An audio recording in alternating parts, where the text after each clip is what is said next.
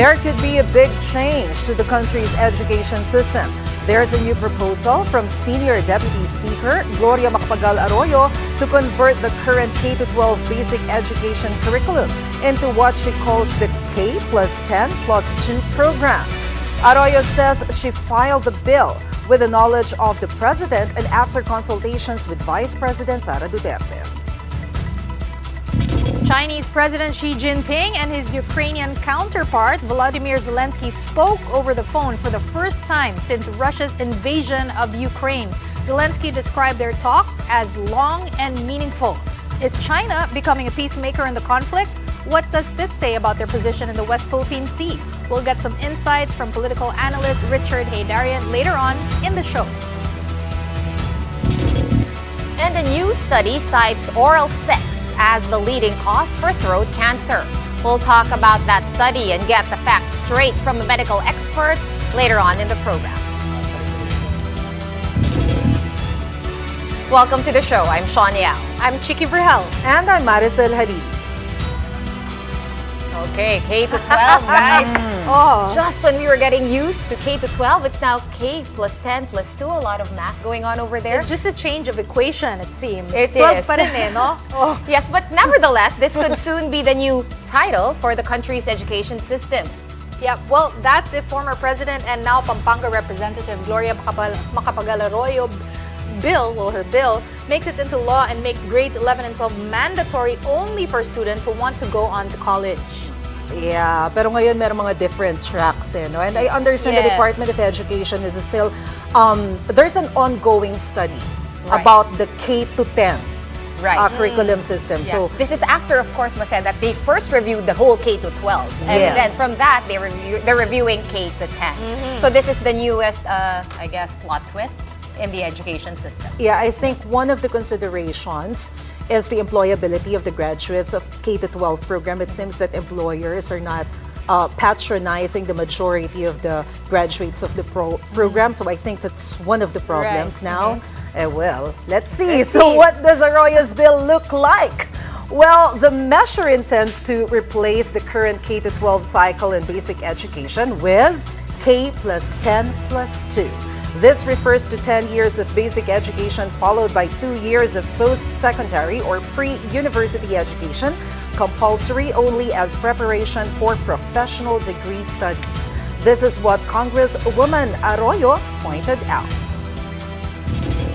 The studies by PIDS, the anecdotal stories, the results of the survey, the result of the DepEd study all show that the last 2 years at the senior high school consisting of BOCTEC has not worked to provide the intention originally of making senior high school BOCTEC.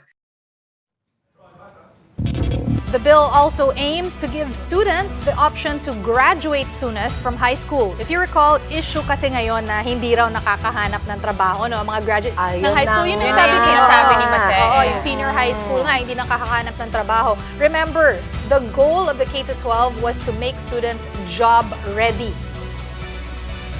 The last 2 years will not be BOCTEC. They will be similar to the foundation or college courses in Europe, where they are preparatory to university education. It is an alternative solution to this improving technical education, which should have been done administratively and not by law. Pero ready na kaya tayo maging parang Europe?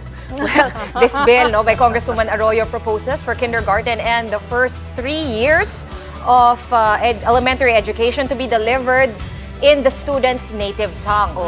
Tapos, after that, the DepEd will be providing a mother tongue transition program from grade 4 to grade 6. So medyo nagiging mas complicated na siya, di ba? Instead of simplifying it. So definitely a lot of things to unpack. Pero by I this think bill. there's also a bill na sinasabi na naman, pinopropose ng, I forgot the name of the congressman, pero proposing na maglagay sila ng elective na maging multilingual yung mga student. Isama rin nila sa Sobrang K-12. in support ako of that. Yes, I mean, me kasi too. ang di ba, may mga studies na nagsho-show na yung multilingual people, mas maraming nagpa-fire na area sa brain. So Really? why not, di ba? And also being multilingual, that's another thing that could help you find a job. So, Exactly. but aside from the like the language or the dialects, that's one big change here. I don't quite understand what's going to be the real significant change because right now, na-mention ni Mase kanina, di ba, na may tracks. So may nakausap ako kanina this afternoon na 4 tracks daw. Merong for Four general, tracks, yes. meron for general, meron for humanities and social sciences, meron for Yes. business, and the So other they- one is for Ikaw, math and may engineering. anak ka, dapat alam mo to. Hindi, pero so yung tracks, parang yun nga, pagpasok mo senior high school, Oh. that's when you pick your track to Yes. prepare you from college. I think this bill, no, what it proposes is that kung ayaw mo na mag-track-track, Okay. pwede ka nang gumraduate, tapos na, done, finished, di ba? Pero that's kind of like contrary to the original point of this whole K-12 change to begin with. Yeah, Yun but nga, the problem oo. kasi with the tracks, kapag Oo. pinili mo yung nasa academic na track siya, like yung sa science and Science, mathematics, engineering. STEM, sa Oo. engineering, di ba? It will be difficult for you to find a job. Kung K-12 lang yung matatapos mo. Of course, employers will prefer yung mga college graduates, Mag-graduate engineering talaga, graduate, oo. BS Mathematics graduate. So ito, may Diba? coordination na talaga direct with test. Di ba? Kunwari, TESDA, di ba? Kasi ganun na talaga siya. Close coordination. Is it like that? Well, we malalaman don't know the details natin, of the di ba? bill. Pero hindi lang yan yung problem. Marami tayong problema. Marami tayong problem. And here's another one. From a proposed change to nothing has changed. The LTO says the remaining 1 million supply of license plates for motorcycles will only last until June, while the 300,000 plates for four-wheelers are expected to run out in July. Wow. Now, Lahat na, lahat nagkakakulang na, di ba? Now, after license cards, license plates naman ang may shortage. Nakakaloka talaga. And on top of that, the LTO is also warning motorists that they are not allowed to DIY, do it yourself, their own plates once supply has run out. Let's listen to this. Bawal po gumawa ng plaka. Bawal gumawa ng plaka, bawal mag-imprenta ng sariling plaka, bawal po yung do-it-yourself plate. So, if motorists are not allowed to DIY, what are their options? Maghantay, patience, magbaon ng pasensya. Yeah, well, the LTO says they will only allow temporary license plates Okay. that have, number one, the vehicle's conduction number, and two, the MV file number of vehicles fresh from the casa So, MV or the mobile dealer. vehicle. Yeah. Owners can also print their own license plates. Wow. But, there's a condition. Okay, Ladies, but there's, pala, may there's a but. condition. There's a but.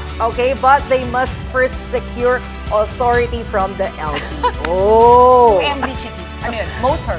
Motor vehicle. Motor vehicle. Motor vehicle. Yeah. Hindi mobile vehicle. A motor, Oh, vehicle. They are also investigating those selling plates online. Let's hear it again from LTO Chief J.R. Tugade. Legal po sila. Na-identify na po actually namin yung mga yan. So, i-operate na lang po namin yan at sana po mahuli na po namin yung mga tao behind yung pagbenta nga po mga plaka na yan. Okay, so pinag-uusapan lang natin no, habang nakikinig tayo kay J.R. Tugade na so from pwede to hindi pwede to pwede pero kailangan may permission. Oh, So ganon yung yeah. sistema right now, di ba? Pero gaano kalaki nga ba tong backlog and who dropped the ball here kanino? Sino ang ating if-finger point Ayan this na time nga. around? Sino? Ito, ang sinabi ng LTO that since 2012 to 2017, the plate backlog has reached 11 million. 2 million for vehicles, 9 million for motorcycles. Still unsure who is at fault here, but the Bids and Awards Committee of the OTR is now discussing procurement of plates and plastic cards for driver's license. The DOTR earlier noted that it's now in coordination with the DBM to fast-track the purchase of the new driver's license cards after quote-unquote LTO's failure to undertake early procurement activities in compliance with existing laws. LTO says meanwhile that it's open for investigation, So I guess we'll have to wait and see for now. Wait and see Definitely, again. oo. Madaming wait. Sobrang daming wait. Oh, pero di ba kanina I was just telling Sean and the people watching at home, no? Ang sinabi kasi ng LTO, sabi daw ng DOTR, uy, wag muna kayong mag-procure kasi yung budget niyan is about 4.5 billion for the plastic cards dun sa mga license. Eh, kasi 50 million daw yung parang cap nila. So if it's over 50 million, the DOTR has to do the procurement. Yeah. Pero while Yes. waiting for the next action, yung mga wala, papel muna. Papel mo. Oo, tapos pa-laminate na lang nila. Gagastos ka ganon. pa, di ba? Magkano yun sa National Bookstore? Uy, Oo. Gastos ka pa. Tapos minsan tumutuklap pa yung plastics. Eh, binayaran mo na yung card eh. Yun yung masaklap yes. doon. Yung mga hindi pa nakakakuha ng car license plates. Right, right. Bayad na yun, di ba? Exactly. Tapos huliin ka pa, mahahassle ka pa. Tapos pwede ka mag-DIY upon the approval of LTO. Oo. Dinagdagan lang nila yung trabaho nila, hindi na nga nila matapos-tapos yung mandates nila. I was about to say mga kapatid. Yeah, everyone, up next, Ukraine President Volodymyr Zelensky had his first phone call with President Xi Jinping since the Russian invasion. Could this signal the start of a peaceful settlement of the crisis? We'll ask that question to political analyst Richard Haydarian when the big story returns. Keep it here on One News.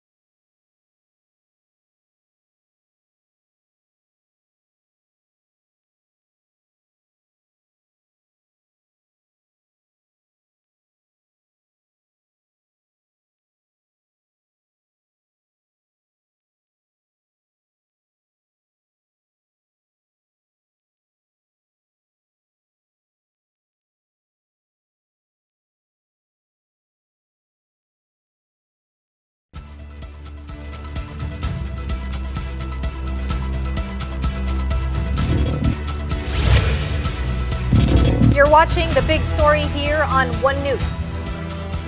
Let's now talk about the biggest world headline today. This is, of course, Chinese President Xi Jinping speaking to Ukrainian President Volodymyr Zelensky for the first time since Russia's invasion of Ukraine. Wow, this is big. This is big. It is big. What does it mean, though? What does it mean? Okay, let's figure it out. This is a big deal because Xi and Russian President Putin met just last month. And China has always refrained from denouncing Russia's invasion and has even become one of its more powerful allies. And since February, Xi has been promoting a 12-point peace plan, diba? Which was greeted skeptically by the West but cautiously welcomed by Kiev as a sign of Chinese interest in ending the war. So again, this phone call between Zelensky and Xi, which lasted, by the way, for 1 hour, signaled a chance for Ukraine to open closer relations with China, which again is Russia's friend. This really does appear like a big step, but I guess the question now is, Will this talk actually lead to China being the peacemaker in the Russia-Ukraine war? Oh, that's a big deal. Oh. That's a big one also. Well, President Zelensky has described their talk as long and meaningful. Also, Chinese state media reported that President Xi told Zelensky that Beijing would send special representatives to Ukraine and hold talks with all parties seeking peace. Xi also supposedly told the Ukrainian president that China will focus on promoting peace talks and make efforts for a ceasefire as soon as possible. U.S. is Ukraine's biggest ally. We know that in the West. So how do they react to these talks? Well, the White House says, Mase, that they do welcome this call between Zelensky and Xi, but of course, they also said that it's too soon to tell whether this could lead to a peace deal.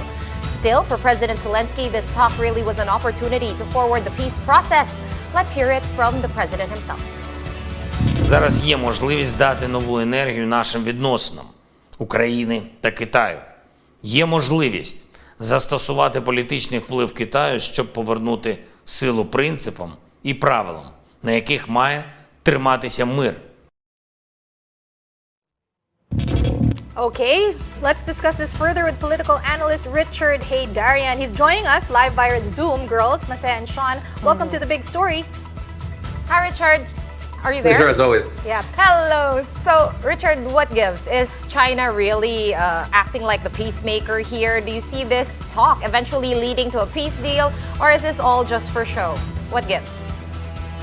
Yeah, I mean, first of all, the timing is important. I think when it comes to Chinese diplomacy, especially high-stakes diplomacy, there isn't much of coincidence. I think there's always some sort of a conscious decision behind it. The timing is important because over the past few days, China's relations with Europe have been in a kind of a patchy situation after the Chinese ambassador to France in an interview, public interview, said a number of things that were very disparaging of Eastern European countries, essentially questioning their independence and their genuine, nature as independent nation states. So that created a lot of backlash and negative commentaries in Europe. So my sense is it made perfect sense for Xi Jinping to finally make that call to Zelensky right now to say that no, China still wants to be a peacemaker. And of course, he also had a few months ago the Global Security Initiative, whereby he's trying to present China as a global peacemaking power, not just as a global economic power, but peacemaking power. So I think the timing raises some skepticism. But the big question really here is, what can China really do? Because if you look at China, their position is very, very tortured. I remember very well last year in the Munich Security Conference in Germany, on one hand, then Foreign Secretary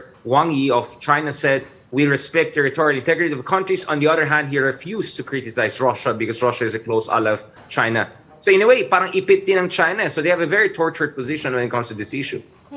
Richard, so we've been talking about China, Russia, Ukraine, yung Philippines naman. Tell us, how does this factor in when you talk about Philippine foreign relations? No, kasi the US has been sending weapons, China brokering peace. How about us? What does this tell you? Yeah, I mean, first of all, when it comes to the Ukraine conflict actually inspired the type of exercises that the Philippine Army did with the Americans earlier this year, and also during Balikatan exercises. So literally the lessons the US is learning from beating the Russians via the Ukrainians' patriotic resistance, they're applying those to the Philippines in an event of war, whether it's over Taiwan or whether it's over the South China Sea with China. So operationally, there are a lot of lessons being drawn. But the other thing for the Philippines is, I think, we're also recognizing that this President Marcos Jr. is recognizing that if you don't have a superpower ally and then you're confronting another superpower, you're going to be very vulnerable. So many would argue that had Ukraine been a member of NATO, or had Ukraine had a major defense treaty with any other Western power, it would not have been invaded to begin with. But it got invaded precisely because it was vulnerable and ripe for picking as far as Putin's Russia's calculus was concerned. So there are a lot of lessons for the Philippines. As far as President Marcos Jr. is concerned, while he sounded quote-unquote neutral on the Ukrainian issue, he called Zelensky earlier this year, and he, at least in abstract terms, expressed solidarity with the Ukrainian people without directly condemning Russia. But the Department of Foreign Affairs since last year has consistently voted in favor of Ukraine. We're the only ASEAN country, in addition to the exiled government of Myanmar, that has consistently voted in favor of Ukraine in multiple United Nations General Assembly and other multilateral fora votes. So actually, we have been solid with Ukraine as far as our voting record is concerned. All right. Richard, you've mentioned super ally. Do you see this as one of the reasons why President Bongbong Marcos himself will visit the U.S. next week and personally talk to President Joe Biden? That's one. And number two, should we really look at their presence as offensive rather than defensive? The U.S., I mean. Right. Actually, we were expecting the visit to the White House to happen earlier, perhaps in April rather than May. But President Yoon of South Korea, who I got to know actually is a great singer. Look at the videos of him singing American Pie in the White House just the other night. Nauna siya, so medyo may traffic dyan sa White House. And the meeting has to happen earlier than later because magsisimula ng US elections soon, no? Now, speaking of the US-Philippine alliance, President Marcos is going there to essentially make sure that the EDCA is an uneven keel. And when I say even keel, what do I mean by that? I think President Marcos Jr. wants to have enough of Americans in the Philippines to make the Chinese think twice about bullying the Philippines, but he doesn't want to have too many of Americans here or an aggressive version of American bases here in the Philippines to provoke China. To get that balance right will be very, very difficult. And the other important thing here is, what is the U.S. going to offer us aside from the $180 million of developing some of the sites in Cagayan, Isabela, all of those 9 sites under EDCA? Because I think what President Marcos Jr. wants is, as he said, we want trade, not aid. Are they going to offer us free trade agreement? Are they offer us good investment deals for infrastructure? And more importantly, when it comes to our geopolitical interests, are the Americans going to offer us good weapons, finally good weapons, modern fighter jets, modern missile systems on an affordable basis? So this is going to be a little bit usapan palengke, no? A lot of growth talks is going to happen there, yeah. All right, so definitely, nga, tama ka dyan, Richard. Yung GSP Plus natin, nasan na yun? Na-renew na ba? We're gonna have to leave it there for now. As usual, we'll wait and see how this unfolds. Thank you so much for your time, political analyst Richard Haydarian. We'll be pausing for a quick break, but when we return, yes, that's right. The main cause of throat cancer is now, apparently, oral sex. But how big of a concern is this here in the Philippines? We'll be speaking with a doctor when the big story returns. Keep it here on One News.